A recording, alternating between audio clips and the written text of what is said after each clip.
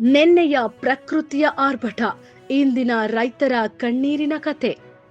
ಕೋಲಾರ ಜಿಲ್ಲೆಯ ಶ್ರೀನಿವಾಸಪುರ ತಾಲೂಕಿನಲ್ಲಿ ಸುರಿದ ಭೀಕರ ಆಲಿಕಲ್ಲು ಮಳೆ ಮಾವು ಬೆಳೆಗಾರರ ಬದುಕನ್ನೇ ಅಸ್ತವ್ಯಸ್ತಗೊಳಿಸಿದೆ. ವರ್ಷ ಪೂರ್ತಿ ಬೆವರು ಸುರಿದು ಬೆಳೆದಿದ್ದ ಮಾವಿನ ತೋಟಗಳು ಕ್ಷಣಾರ್ಧದಲ್ಲಿ ನೆಲಕಚ್ಚಿದ್ದು ರೈತರ ಕಣ್ಣು ಮುಂದೆಯೇ ಫಸಲು ನಾಶವಾಗಿದೆ. ಅರಿಕುಂಟೆ, ದೊಡ್ಡಮಲದೊಡ್ಡಿ ಸೇರಿದಂತೆ ಹಲವು ಗ್ರಾಮಗಳಲ್ಲಿ ನೆಲದ ಮೇಲೆ ಉದುರಿ ಬಿದ್ದ ಮಾವಿನಕಾಯಿಗಳ ದೃಶ್ಯ ರೈತರ ಸಂಕಷ್ಟವನ್ನ ಸ್ಪಷ್ಟವಾಗಿ ತೋರಿಸುತ್ತಿದೆ. ಈ ದುರಂತದ ಮಧ್ಯೆ ಕೋಲಾರ ಸಂಸದ ಮಲ್ಲೇಶ್ ಬಾಬು ಹಾಗೂ ಶ್ರೀನಿವಾಸಪುರ ಶಾಸಕ ಜಿಕೆ ವೆಂಕಟ ಶಿವಾರೆಡ್ಡಿರವರು ಅಧಿಕಾರಿಗಳೊಂದಿಗೆ ಹಾನಿಗೊಳಗಾದ ಪ್ರದೇಶಗಳಿಗೆ ಭೇಟಿ ನೀಡಿ ಪರಿಶೀಲನೆ ನಡೆಸಿದರು. ರೈತರೊಂದಿಗೆ ಮಾತುಕತೆ ನಡೆಸಿದ ಜನಪ್ರತಿನಿಧಿಗಳು ತಕ್ಷಣ ಸಮೀಕ್ಷೆ ನಡೆಸಿ ವರದಿ ಸಲ್ಲಿಸಲು ಅಧಿಕಾರಿಗಳಿಗೆ ಕಟ್ಟುನಿಟ್ಟಿನ ಸೂಚನೆ ನೀಡಿದ್ದಾರೆ.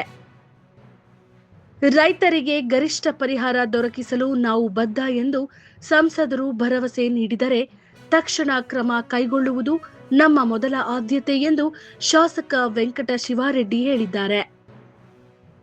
ಇನ್ನೊಂದೆಡೆ ಹಾನಿಗೊಳಗಾದ ರೈತರ ನೋವು ಇನ್ನಷ್ಟು ಗಂಭೀರವಾಗಿದೆ.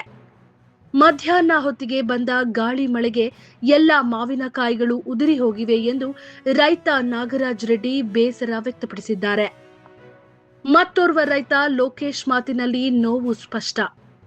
80% ಬೆಳೆ ಹಾಳಾಗಿದೆ. ಈಗ 2 ರೂಪಾಯಿಗಳಿಗೆ ಕಿಲೋ ಕೇಳುತ್ತಿದ್ದಾರೆ. ಇದು ನಮ್ಮ ಜೀವನದ ದೊಡ್ಡ ಹೊಡೆತ ಎಂದು ಹೇಳಿದ್ದಾರೆ. ಪ್ರಕೃತಿ ವಿಕೋಪದ ಹೊಡೆತಕ್ಕೆ ತತ್ತರಿಸಿರುವ ಮಾವು ಬೆಳೆಗಾರರು ಈಗ ಸರ್ಕಾರದ ನೆರವಿಗಾಗಿ ಕಾಯುತ್ತಿದ್ದಾರೆ.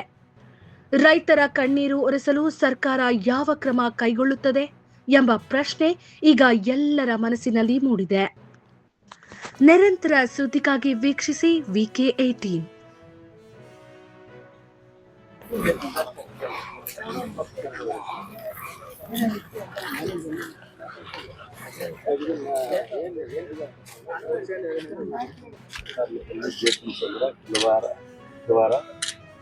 ಮತ್ತೆ ಈ ಭಾಗದಲ್ಲಿ ಎರಡು ಅಟ್ಯಾಚ್ ರೋಣೂರು ಭಾಗದಲ್ಲಿ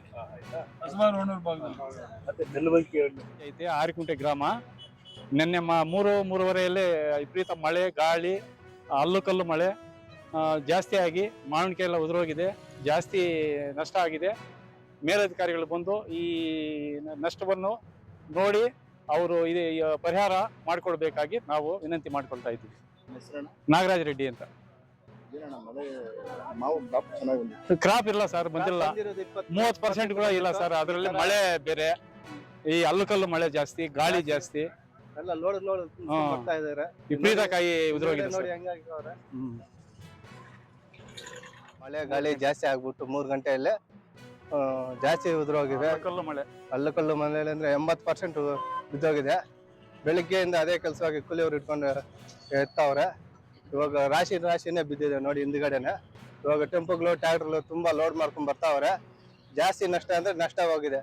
ಬೆಳೆ, ಕಾಯಿ, ಕೊಂಬೆಗಳು ಎಲ್ಲ ಬೆಳೆ ಬಂದಿರೋದೇ 20-30%. ಅದ್ರಲ್ಲಿ ಈ ತರ ಕಲ್ಲು ಬಿದ್ದು ಮಳೆ ಬಂದು ಜಾಸ್ತಿ ನಾಶ ಆಗಿದೆ. ನಮ್ಗೆ ಪರಿಹಾರ ಕೊಡ್ಬೇಕು ಕೇಳ್ಕೊಂತ ಇದೀವಿ. ಸ್ಥಳಕ್ಕೆ ಅಧಿಕಾರಿಗಳು ಬಂದು ಸ್ಥಳಕ್ಕೆ ಅನ್ಯಾಯ ಆಗೋಗಿದೆ, ನಮ್ಗೆ ಏನಾದ್ರು ಪರಿಶೀಲನೆ ಮಾಡ್ಬೇಕು ಅಂತ ಕೇಳ್ಕೊಂತ ಇದೀವಿ. ಇನ್ನೇನು ಇನ್ಶೂರೆನ್ಸ್ ಇರೋರು ಏನು, ಇನ್ಶೂರೆನ್ಸ್ ಇಲ್ದೇ ಇರೋರು ಏನು ಅಂತ ಕೊಟ್ಟಿದ್ದೀನಿ, ಹೇಳಿದ್ದೀನಿ ಮಾಹಿತಿ. ರೈತರಿಗೆ ಏನೋ ಪರಿಹಾರ ಕೊಡಿಸೋದೇ ನಮ್ಮ ಆದ್ಯತೆ, ನಮ್ಮ ಉದ್ದೇಶ.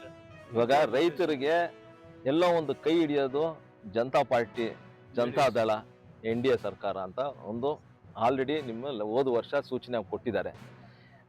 ಹೋದ ವರ್ಷ ಏನು ಮಾವಿಗೆ 2 ರೂಪಾಯಿ ಬೆಂಬಲ ಬೆಲೆ ಏನು ಕೇಂದ್ರ ಸರ್ಕಾರ ಘೋಷಣೆ ಮಾಡಿತ್ತು, ಅದರಿಂದ ಈ ಸತಿನೂ ಅದೇ ರೀತಿಯಲ್ಲಿ ರಾಜ್ಯ ಸರ್ಕಾರ ಮಾಡಬೇಕು. ಯಾಕಂದ್ರೆ ಇದಕ್ಕೆ ಕೇಂದ್ರ ಸರ್ಕಾರ ಬರಲ್ಲ, ಕೈ ಹಿಡಿಯಲ್ಲ ಅದಕ್ಕೆ ರಾಜ್ಯ ಸರ್ಕಾರ ಮುಂದೆ ಬಂದು ದಯವಿಟ್ಟು ರೈತರಿಗೆ ಕೈ ಹಿಡಿಬೇಕು ಅಂತ ಒತ್ತಡ ಮಾಡ್ತೀವಿ.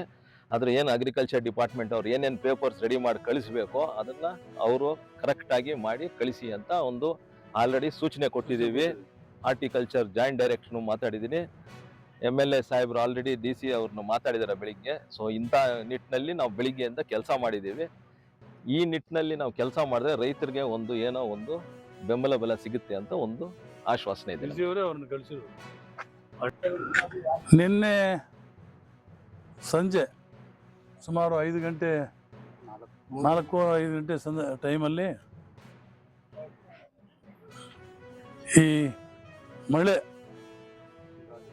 ಗಾಳಿ, ಸುಂಟ್ರ ಗಾಳಿ ಮತ್ತು ಈ ಅಲೆಕಲ್ಲು ಈ ರೀತಿ ಮಳೆ ಬಂದು ನಮ್ಮ ಶ್ರೀನಿವಾಸಪುರದ ಅನೇಕ ಭಾಗಗಳಲ್ಲಿ, ವಿಶೇಷವಾಗಿ ರೋಣೂರು, ಕಸಬಾ ಮತ್ತು ಇತರ ಪ್ರದೇಶಗಳಲ್ಲೂ ಕೂಡ ಸುಮಾರು 2-3 ಸಾವಿರ ಎಕರೆ ಅಷ್ಟು ಪ್ರದೇಶದಲ್ಲಿ ಕೋಟ್ಯಾಂತರ ರೂಪಾಯಿ ಬೆಲೆ ಬಾಳುವ ಒಂದು ಮಾವಿನಕಾಯಿ ಉದುರಿದೆ, ನಾಶ ಆಗಿದೆ. ಸೊ ಇದಕ್ಕೆ ತತ್ಕ್ಷಣ ಇವಾಗ ನಮ್ಮ ಹಾರ್ಟಿಕಲ್ಚರ್ ಆಫೀಸರ್ ಕೂಡ ಇಲ್ಲಿ ಬಂದಿದ್ದಾರೆ. ಬೆಳಗ್ಗೆ ನಾನು ಡೆಪ್ಯೂಟಿ ಕಮಿಷನರು ಮಾತಾಡಿದೆ, ನಮ್ಮ MP ಅವರು ಕೂಡ ನಮ್ಮ ಜೊತೆಯಲ್ಲೇ ಇದ್ದಾರೆ. ಇವಾಗ ಎಲ್ಲ ನಾವು ಕಣ್ಣಾರೆ ನೋಡಿದ್ದೇವೆ. ಸೊ ಅದರಿಂದ ನಾವು ನಮ್ಮ ವಿಶೇಷವಾಗಿ ಸರ್ಕಾರವನ್ನು ಒತ್ತಾಯ ಪಡ್ತೇವೆ. ಅನೇಕ ಜನ ನಮ್ಮ ರೈತರು ಇವತ್ತು ಇನ್ಶೂರೆನ್ಸ್ ಮಾಡಿಲ್ಲ, ಕೆಲವಾರು ಜನ ಅವ್ರಿಗೆ ಗೊತ್ತಿಲ್ಲದನೋ ಗೊತ್ತಿದೆ ಪಾಪ ಮಾಡಿದ್ದಾರೆ, ಮಾಡಿಲ್ಲ. ಅಂಥವ್ರಿಗೆಲ್ಲ ಕೂಡ ಇವಾಗ ರಿಪೋರ್ಟು ನಮ್ಮ ಹಾರ್ಟಿಕಲ್ಚರ್ ಆಫೀಸರು ಎಲ್ಲ ಮಾಹಿತಿ ಕಳಿಸ್ತಾರೆ ಈಗ ಸರ್ಕಾರಕ್ಕೆ DC ಮುಖಾಂತರ.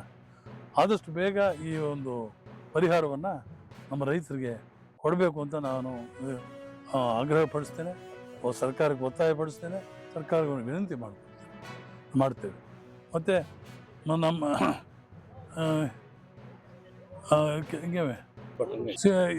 ಸಂಬಂಧಪಟ್ಟ ಇನ್ಶೂರೆನ್ಸು ಮಾಡಿದಾರಲ್ಲ ಅವರು ವಿಮೆದಾರ ಅವರು ಶನಿವಾರ ಬಂದು ಈ ಮಾಹಿತಿ ಎಲ್ಲ ಪರಿಶೀಲನೆ ಮಾಡ್ತಾರೆ.